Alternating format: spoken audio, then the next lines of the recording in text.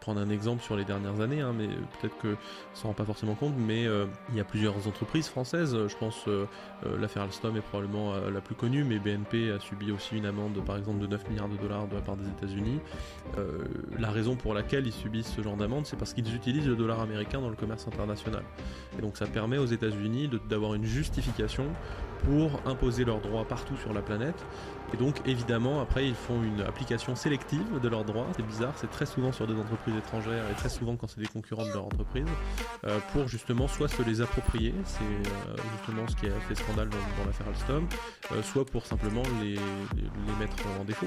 Donc là on a typiquement un exemple de en quoi le sujet monétaire est un sujet géopolitique et en quoi avoir une monnaie qui est neutre, non nationale, peut servir d'échappatoire, y compris pour des nations comme la France, même si on a l'euro et qu'avant on avait le franc.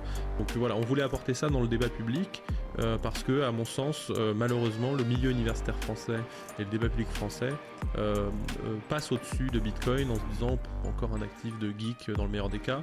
Et dans le pire des cas, c'est plutôt tous les poncifs qu'on entend toute la journée, ça finance le blanchiment, ça détruit la planète, etc. Donc voilà, il fallait qu'on l'apporte dans le débat public.